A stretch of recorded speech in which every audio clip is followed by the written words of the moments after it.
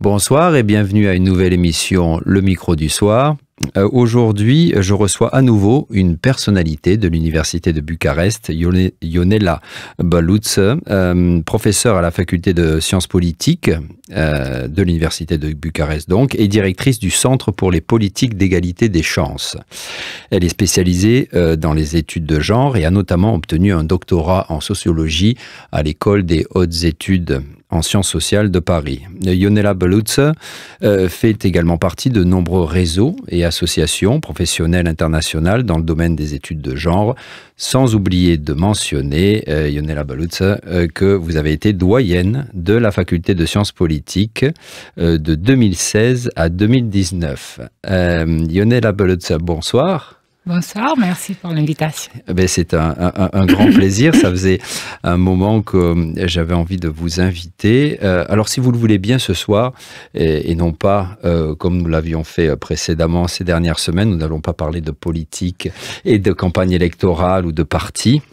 Nous allons nous intéresser à votre domaine d'expertise, les politiques d'égalité des chances, donc les études de genre de façon générale. Dans un entretien récent, vous dites que le mouvement MeToo n'a été que peu suivi en Roumanie. Je vous cite, vous affirmez que cela peut d'abord s'expliquer par la construction sociale de la Roumanie.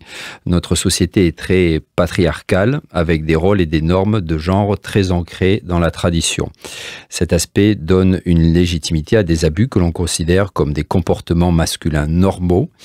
On observe ainsi une normalisation, une généralisation de la violence verbale ou comportementale à laquelle les femmes participent aussi, ce qui rend la dénonciation difficile. Je continue de vous citer.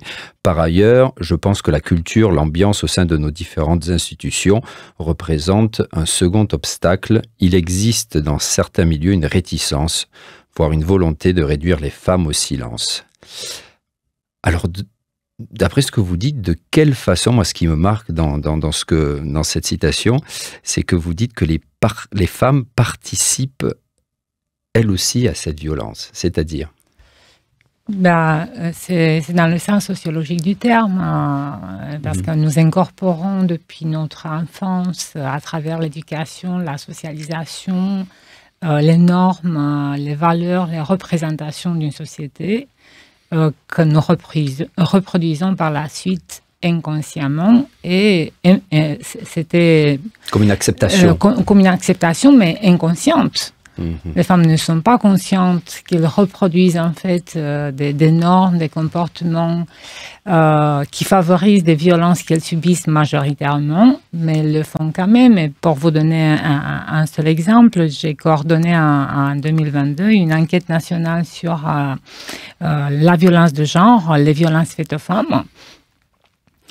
Et un quart de la population de la Roumanie, donc 1 sur 4 Roumains, considère que c'est pas grave du tout, ou très peu grave, par exemple, si un homme ne laisse pas sa partenaire dépenser son argent comme elle veut.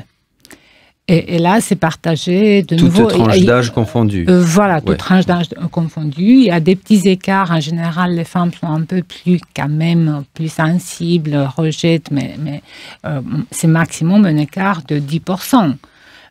D'où vient ça? Ça vient ensuite, si on va plus loin dans l'enquête, et on voit que de nouveau, la majorité de nos concitoyens sont d'avis que l'homme est le chef de la famille et que la femme doit obéir à son partenaire, mari, etc.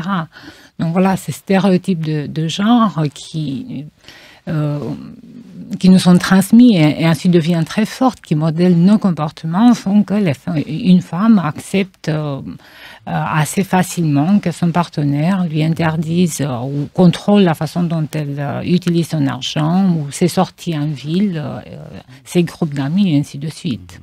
Est-ce que vous diriez toutefois que c'était pire il y a 20 ans, ce qui est une période de temps relativement courte dans l'histoire sociale du pays?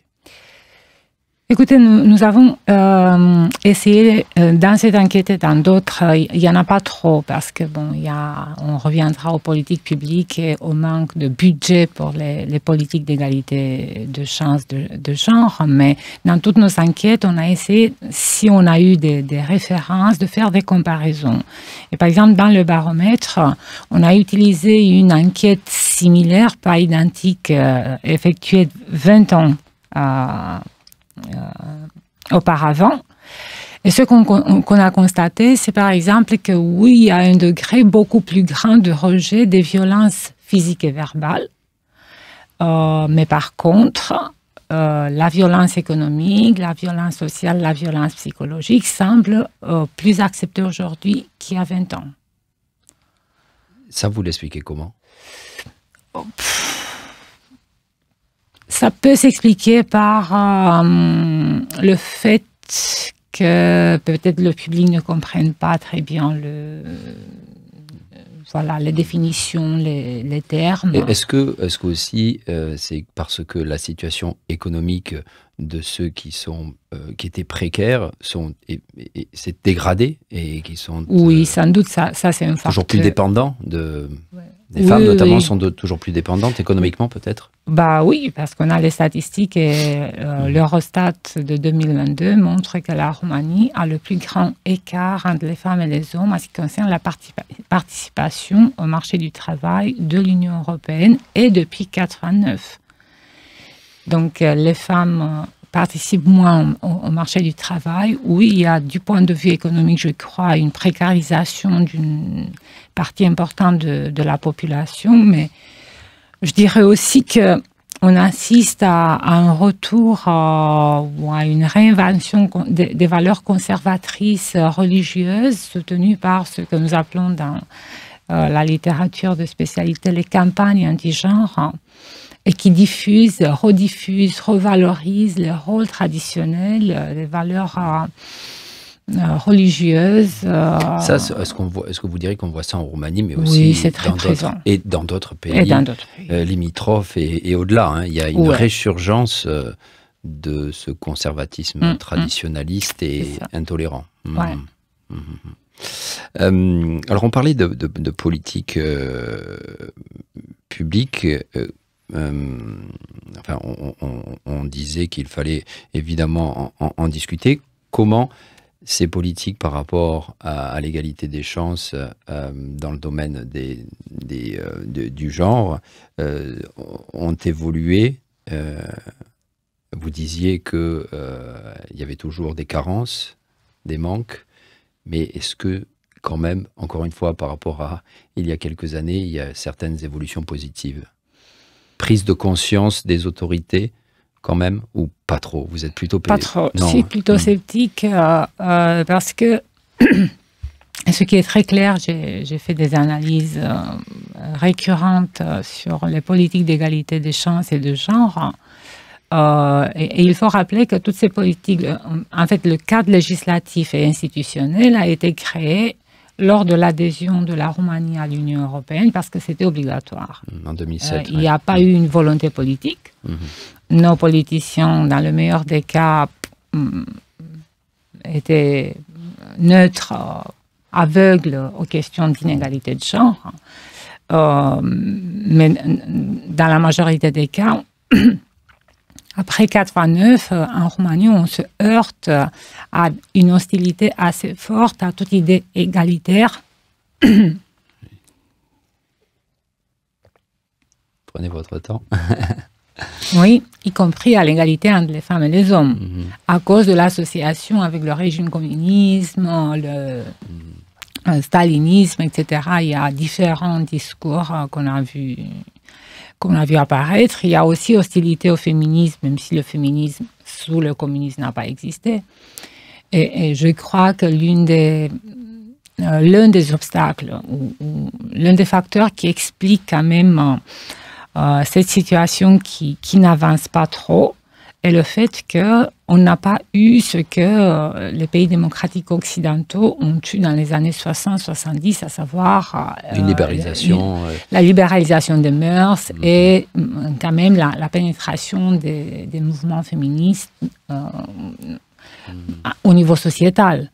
Pas seulement au niveau des associations. On a eu un mouvement féministe depuis le 19e siècle jusqu'à l'instauration du régime communiste. Mais c'était encore un mouvement féministe qui, quand même, réunissait peu de femmes. Or, nous avons manqué ce moment de diffusion des revendications, des idées, des valeurs féministes au niveau de la société. Puis bon, après 89, on a eu tout ce rejet. Et actuellement, on a en effet, au niveau législatif, on est assez en accord avec la législation internationale et de l'Union européenne. Donc, on a un bon cadre législatif. Ah, déjà, c'est déjà une bonne chose. Mais qui n'est pas respecté. Toutes les lois ne sont pas respectées parce qu'il y a des lois, par exemple, qui n'ont pas des procédures précises de mise en place. Ni de processus de contrôle, d'évaluation, ni de sanctions. Or, si tu as un principe dans la loi sur l'égalité des chances entre les femmes et les hommes qui dit depuis 2002 les partis politiques doivent assurer la représentation équilibrée des femmes et des hommes dans toutes leurs directions sur les listes électorales, etc., cet article existe depuis 2002. Et on continue à avoir des partis politiques qui, au niveau de leur structure de pouvoir, ont en dessous de 20% de femmes. Et maintenant, vous disiez, on ne parle pas de politique, mais quand même, ils commencent à annoncer leur liste électorale et les femmes restent rares. Il y a quelques personnalités féminines, mais, oui, mais ce sont des exceptions qui confirment la règle, quoi, quelque part. Voilà. Ouais. Donc, voilà. Et ensuite, le point le plus vulnérable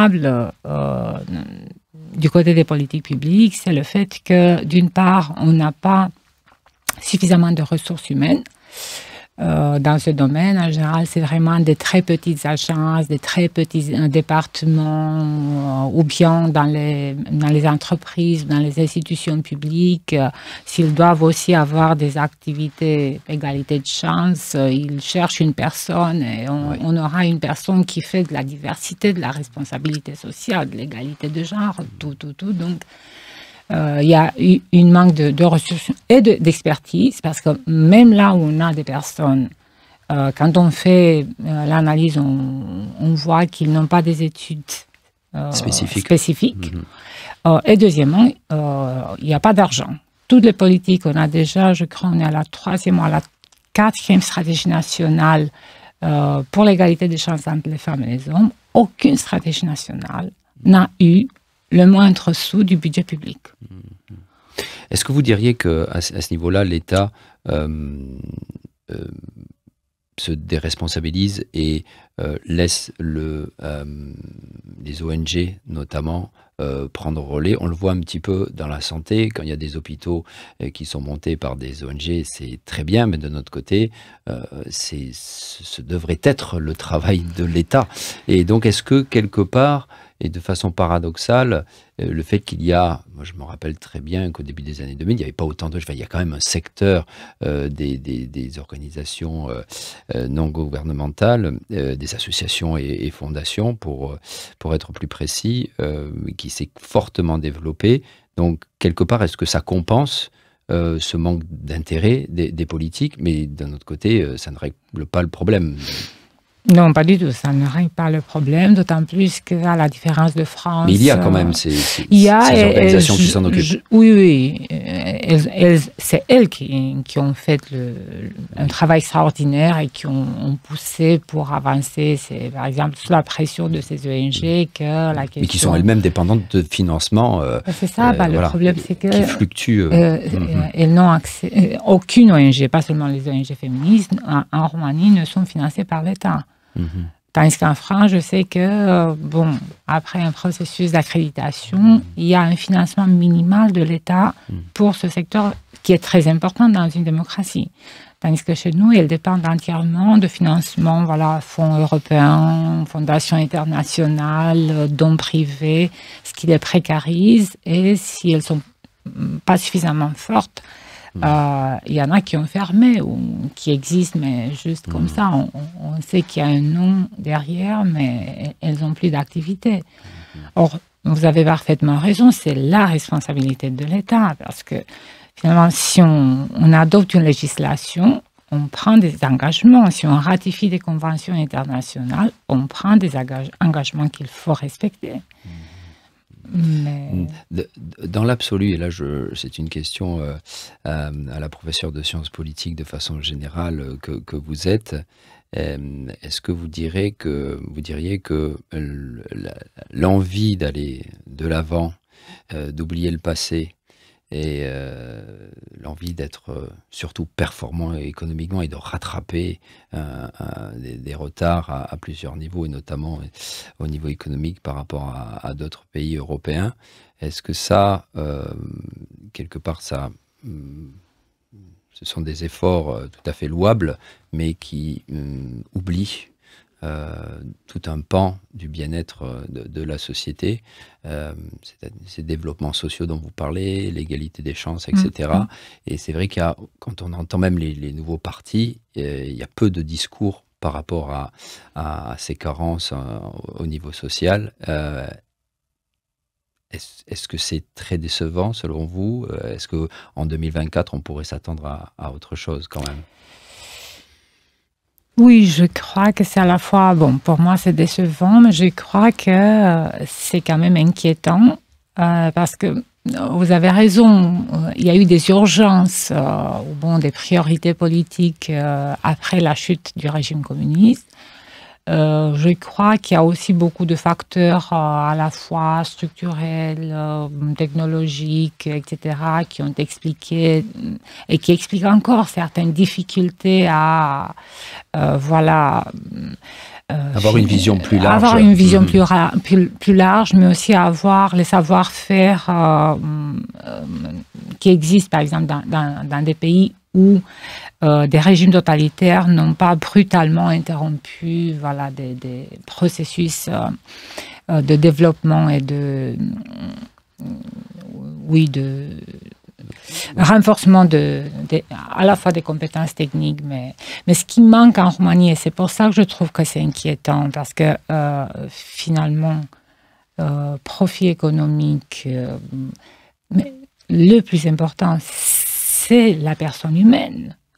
Sans les êtres humains, nos sociétés n'existent pas. Les partis politiques, les États, les entreprises, ça n'existe pas. Or, ce que je trouve qu'en Roumanie, il manque, après 89, même dans l'espace académique, c'est assez réduit, cette réflexion sur le besoin de réinventer finalement un contrat social, de penser à de nouvelles formes de bien-être, de politique d'égalité, de politique de bien-être. Là, je crois que c'est vraiment, même dans l'espace académique, assez peu développé. Et au niveau des partis politiques, vous l'avez très bien constaté, c'est quasi absent. On n'en parle pas.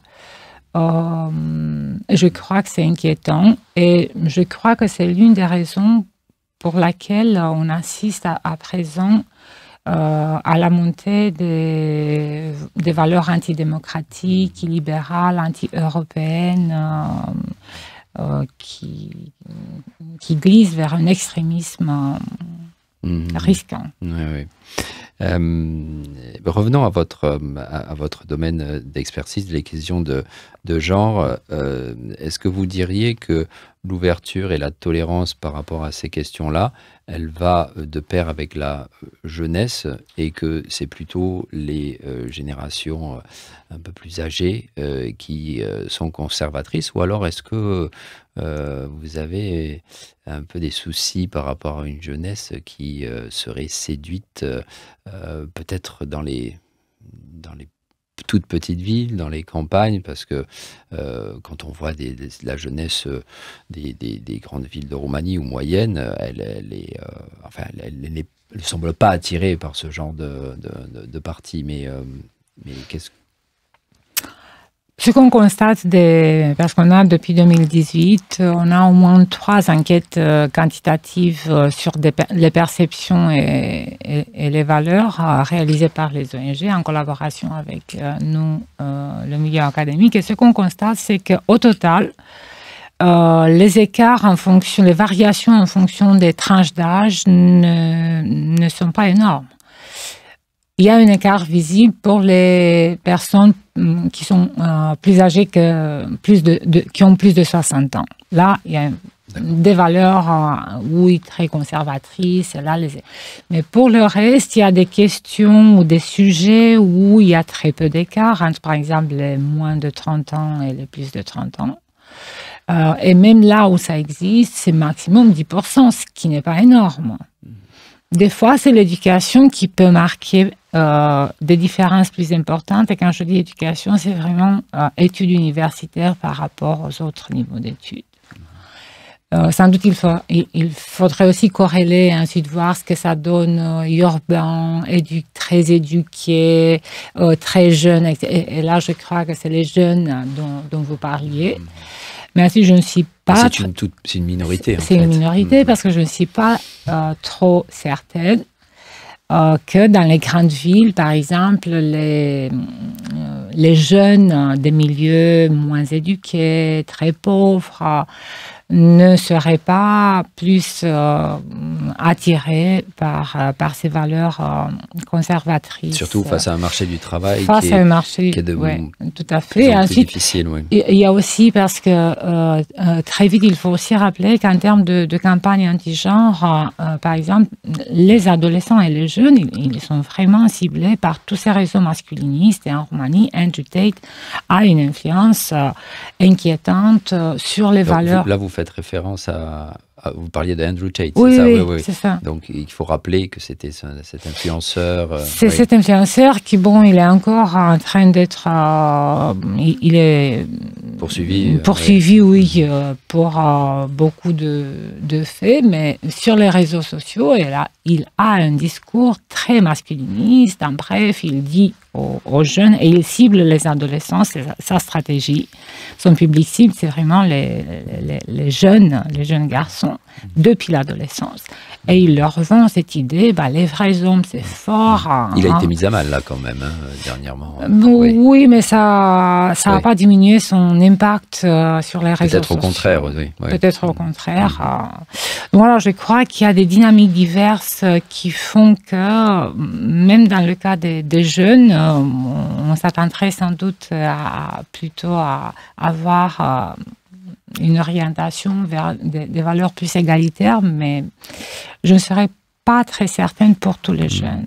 Et en parlant des réseaux sociaux, justement, est-ce que vous diriez que, en tout cas, il y a plusieurs observations maintenant, plusieurs analyses qui critiquent le fait que les réseaux sociaux, de par la façon dont leurs algorithmes sont pensés, évidemment privilégient tout ce qui est radical, tout ce qui est extrême. Et ça, vous le ressentez aussi en Roumanie, le fait que... ça, vous le confirmez. Hein, Oui. Je crois qu'on a un défi très, très important pour nos valeurs démocratiques face à ces réseaux sociaux. Alors, une question dont on a beaucoup parlé récemment, c'est le partenariat civil entre personnes de même sexe, un partenariat qui n'est pas encore, vous me direz si je me trompe, mais pas encore reconnu dans la législation roumaine, malgré les pressions récentes de Bruxelles, des pressions qui ont été très explicites. Hein. Et un Premier ministre qui dit que la Roumanie, de toute façon, n'est pas prête. Alors vous, quelle est votre position quant à ce partenariat-là et qu'est-ce qui va se passer Il faut rappeler que la Roumanie a été condamnée par la Cour européenne des droits de l'homme et à plusieurs reprises. À plusieurs reprises. La dernière condamnation, qui date de septembre 2023, elle est très claire. On dit noir sur blanc, vous avez l'obligation d'assurer une protection, un cadre juridique et une protection des personnes. Mais sans amende. Il n'y a pas d'amende.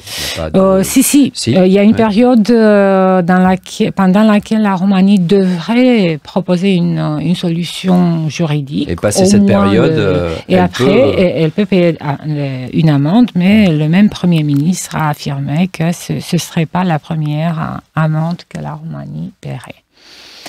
Moi,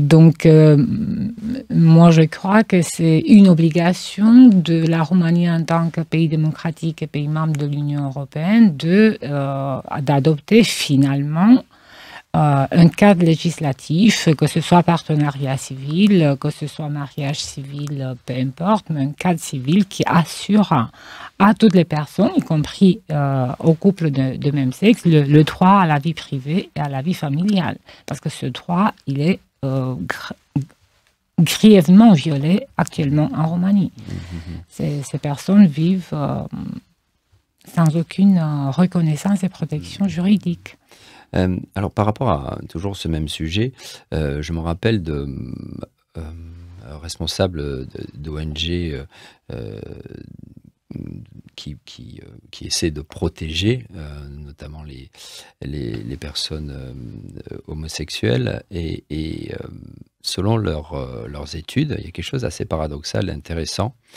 Il ressort que les Roumains, de façon générale, ont une attitude plutôt indifférente, mais dans le bon sens du terme, sur des questions, par exemple, si vous avez des voisins qui sont un couple d'homosexuels et est-ce que ça vous dérange, ou alors, et sur ces questions de vie quotidienne, il y avait une certaine acceptation.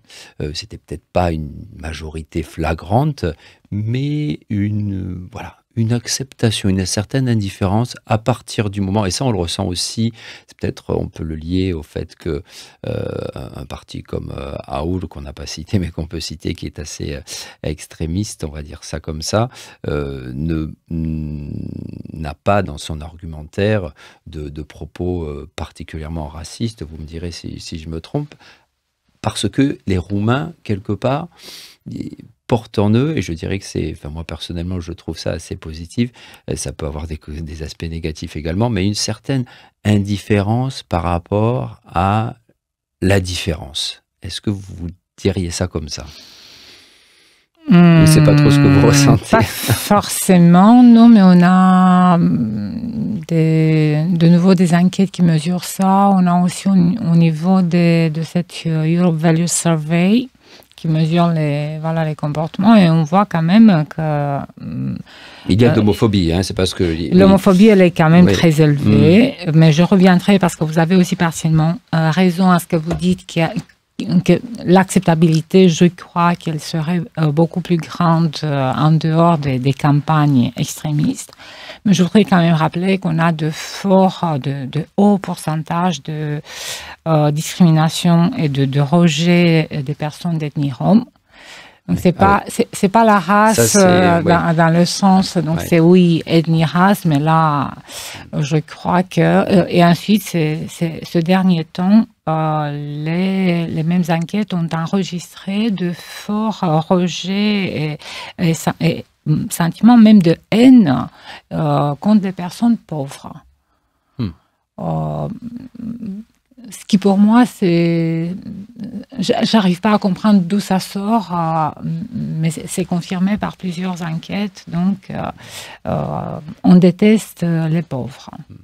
Est-ce que vous l'expliquerez, je ne veux pas faire de la petite psychologie, mais est-ce que vous l'expliquerez par le fait qu'il y a toujours un petit peu un sentiment, un complexe d'infériorité économique de façon générale dans le pays, qui fait que dès qu'on voit quelqu'un de pauvre, ça nous ramène, nous-mêmes aux Roumains, je dirais, à une condition qu'on n'a plus envie du tout d'accepter. Oui, ce serait possible. Ensuite, il faudrait peut-être revenir sur des valeurs plus traditionnelles parce que dans les villages, j'ai travaillé aussi sur le 19e siècle et cette société traditionnelle qui est maintenant dépeinte dans des couleurs roses, positives, elle n'était pas du tout comme ça. Mais je dirais aussi que ça peut être la conséquence tout d'abord d'un discours politique qui marche trop sur l'idée de individualisme, performance, c'est ton devoir, si tu as un échec, c'est parce que tu n'as pas suffisamment fait, etc. Donc, c'est ce dont on parlait, le fait qu'on n'a pas cette distance critique et cette réflexion sur un projet sociétal qui valorise... Il manque de la bienveillance. Il y a le manque de la bienveillance, des valeurs de solidarité sociale, je dirais aussi de la tolérance, dans le sens où, voilà, essayons d'abord de est-ce que vous voir, diriez quand même, Yonela Baloutza, par rapport à ce que je disais, je me fais, j'allais dire, non pas l'avocat du diable, mais l'avocat des Roumains. Enfin, moi, ce que je ressens, encore une fois, c'est assez paradoxal. Il y a tout ça, il y a de l'homophobie, il y a du racisme, notamment vis-à-vis des Roms, évidemment, et c'est parfois très choquant. Mais d'un autre côté, de mon expérience, je sens que les Roumains ont en eux une solidarité. Je vous donne un exemple, les transports publics. S'il y a quelque chose qui se passe, je sens, les Roumains sont là, ils s'entraident. En tant qu'étranger dans le pays, je n'ai jamais ressenti. Alors vous me direz,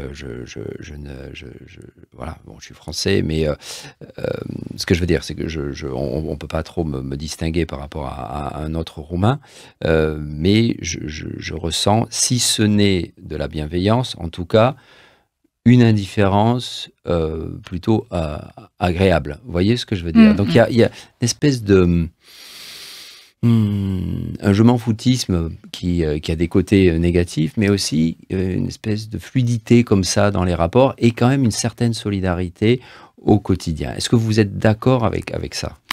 Oui, tout à fait, vous avez raison. Ensuite, ça dépend beaucoup de nouveau des communautés, des espaces, mais ensuite... Je crois que campagne, toutes ville, ces campagnes, tout ça, c'est différent, ça dépend des contextes. Mais si vous avez raison, tout le monde qui vient en Roumanie, bon, si des contextes, s'il n'y a pas un contexte trop conflictuel, si on arrive à connaître les gens, oui, en général, on est assez accueillant, ça se passe assez bien.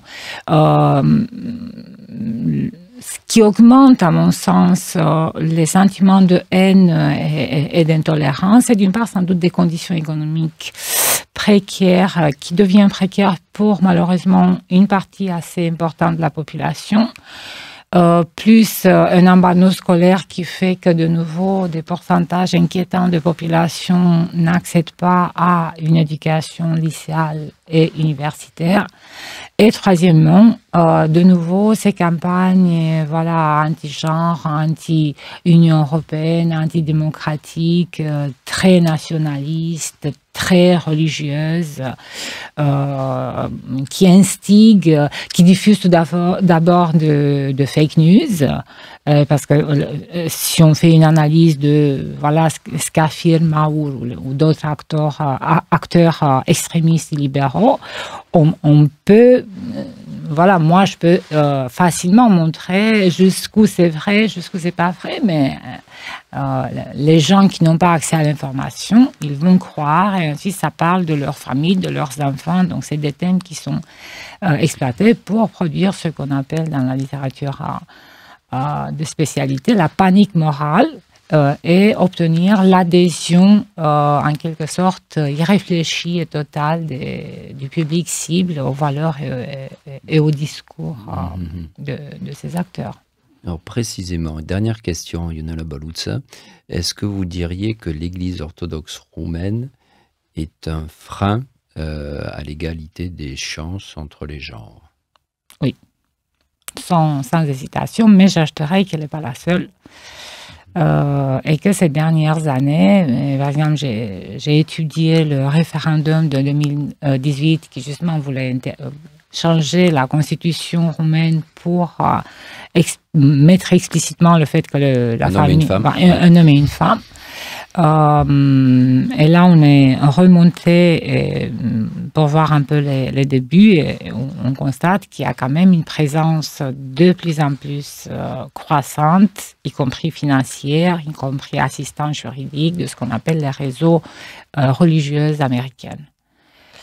On a pas mal d'églises néo-protestantes, néo-protestantes, évangéliques. Il y a une diversité là qui mériterait plus d'attention et d'études, mais qui a toujours été assez présente. Qui a toujours été assez présente, mais là, effectivement, ils investissent. Et c'est pas qu'en Roumanie. De nouveau, il y a entre autres David Paternotte, Roman Kuhar, qui ont travaillé sur les campagnes anti-genre. Et là, on voit que c'est des similarités incroyables entre tous les pays d'Europe, et ensuite on pourrait aller au-delà d'Europe aussi, en Amérique latine, maintenant aux États-Unis, et ainsi de suite.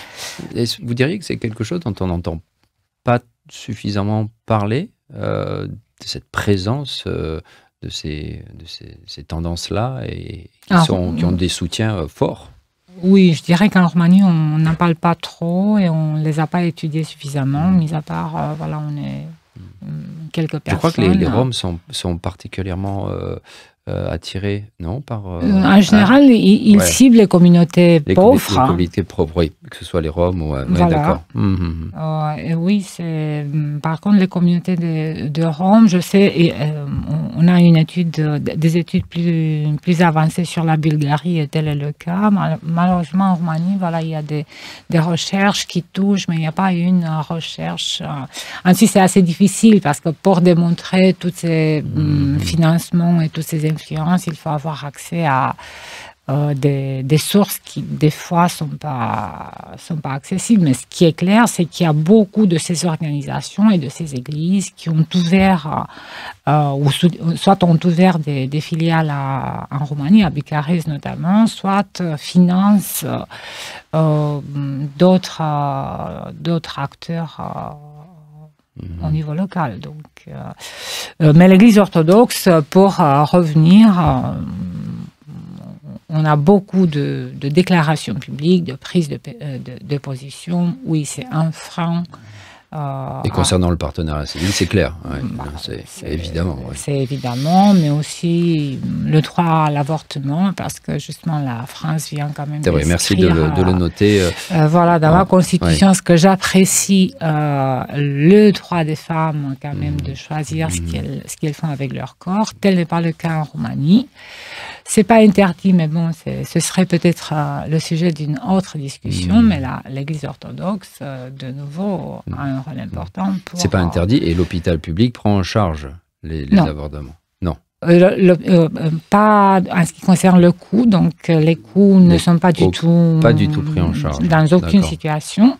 Et un rapport récent d'une ONG a montré qu'au niveau national, seulement 20% des hôpitaux public-privé confondu. Public-privé. Ça, je ne voudrais pas me tromper, mais même dans le privé, vous savez, le pourcentage, il n'est pas énorme. Donc, il y a un accès de plus en plus réduit à l'avortement parce qu'il y a une croissance, en fait, de ce qu'on appelle les acteurs pro-vie, qui se déclarent pro-vie, mais qui sont contre avortement, et des crises de grossesse qui s'installent dans les hôpitaux, qui ciblent les médecins, et ainsi de suite. Oui. En tout cas, c'est comme en France, je crois, c'est à partir de la 14e, c'est jusqu'à la 14e semaine, je crois. C'est ça. Ouais, donc ça, c'est comme ailleurs, dans les pays qui acceptent. Oui, sauf que chez nous, c'est pas du tout pris en charge. C'est pas pris en charge. Et ensuite, il y a cette clause de conscience qui permet de plus en plus à beaucoup malheureusement d'hôpitaux, parce que cette clause de conscience, je crois qu'elle est incorrectement interprétée. Le médecin peut avoir cette clause de conscience et ne pas faire un avortement, mais si c'est un service médical qui est prévu dans la loi, l'hôpital devrait avoir l'obligation de fournir ce service, de s'assurer qu'il y a d'autres médecins ou d'autres collaborateurs qui le font. Ionela Baluzza, je vous remercie et je vous propose de continuer plus tard cette conversation sur notamment le droit à l'avortement. Je vous remercie infiniment d'avoir été au micro du soir. Cela faisait un moment que je voulais vous avoir ici. Merci et à bientôt. Et s'il vous plaît, continuez votre action, que ce soit avec vos étudiants ou au sein de la société civile de façon générale. Nous en avons besoin. Merci à vous. Merci à vous. Chères auditrices, chers auditeurs, c'est tout pour ce soir. Vous retrouverez cet entretien sur la page Facebook de RFI et également sur le nouveau et très beau site rfi.ro d'ici quelques jours. Je vous remercie. Week-end Placout. Au revoir.